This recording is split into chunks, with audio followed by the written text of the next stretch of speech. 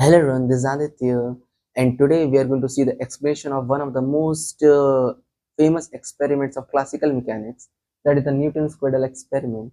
And I performed the experiment few days back, and if you want, you can check that. And of course, I will place a clip of it in the video so that you can understand that what I am saying, and it will be easier for you to visualize things. So let's start with the video, but please do like and subscribe my channel, and please support my channel. And now let's start with the video, but first of all, I will put the clip.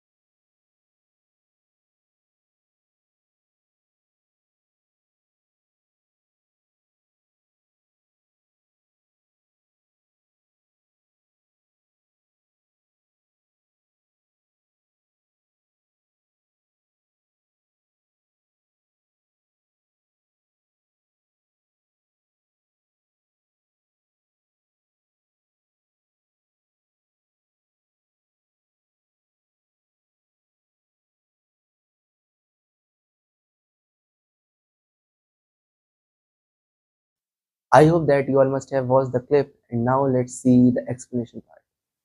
So basically, if we assume three ball system, and in this all the balls have same mass and same density, right? And same volume, of course. So what is happening is that when you are displacing this ball to some height, and when you are leaving, and this ball is hitting the second ball, then what is happening is that these two balls are not moving, but on the contrary, the one ball is going to the same height as you had displaced this, and which is really interesting because why this ball is not moving. And if you take two balls in this case, when you displace these two balls and you leave from some height, then what will happen is that when these two will strike this ball, the single ball, then these two balls will go to some height and they will come back, and this will remain station between that time.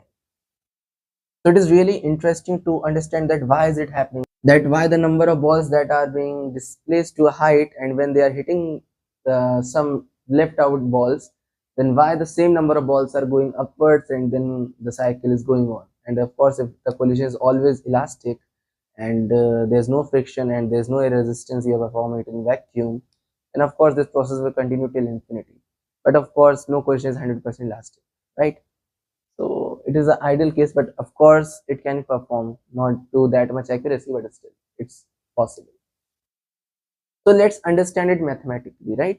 So assume that you have n balls which are placed like this, right?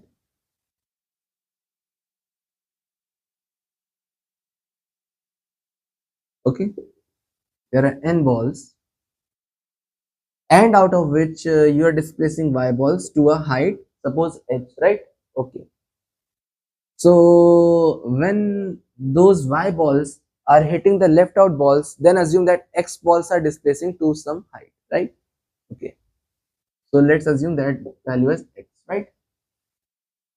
So since the collision is elastic, which means the linear momentum should be conserved and the energy should also be conserved, right? Which means that the momentum, initial momentum, mv plus mv, where v is the initial velocity, and since you're displacing the balls to the same height, I mean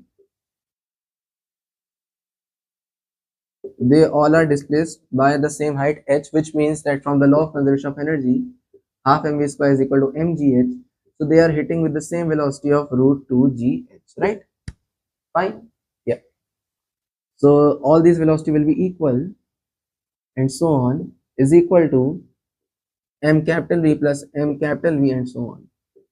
And the balls which are displaced after getting hit are all having the same velocity, right? Okay. So when you solve it, you get y times mv is equal to x times m capital V, right? Which means that yv is equal to x capital V. Okay.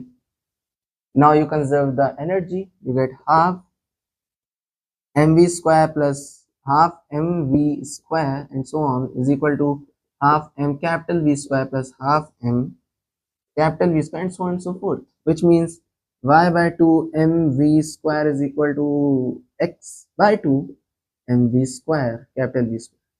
M and m gets cancelled, so you have y v square is equal to x capital V square. So you have y square v square by y is equal to xv square capital V. Now yv is equal to xv, right? Okay. So you have x capital V whole square by y is equal to x capital V square, which means x square V square is equal to x square V square. I mean x V square by y, which means that x is equal to y. So we have mathematically proved that the number of balls y will be equal to number of balls x, right? Which means y is equal to x, which means the balls before and after getting their quantity will be same, right? Okay. Now many people ask me that suppose you have 3 balls and you take one single ball and you displace it to some height and you leave it. So why don't it make the other 2 balls move with the velocity v by 2 and v by 2? Let's see that, and we will take a specific case also in which they are moving with v1 and v2, and let's see what happens. So basically, if you have 3-ball system like this and you're displacing one single ball, let me name it as 1, 2 and 3, or let me name outside so it will be better. It's 1, 2, 3, right? So if you are displacing the first ball to some height h and then you are leaving it, and when it is hitting these 2 balls, then why don't it make these 2 balls move with velocity v by 2, v by 2? Then the linear momentum is conserved. Well, let's see. So mv is equal to mv by 2 plus mv by 2. Yeah, linear momentum is conserved, but there's something else. Energy should also be considered, right? Okay.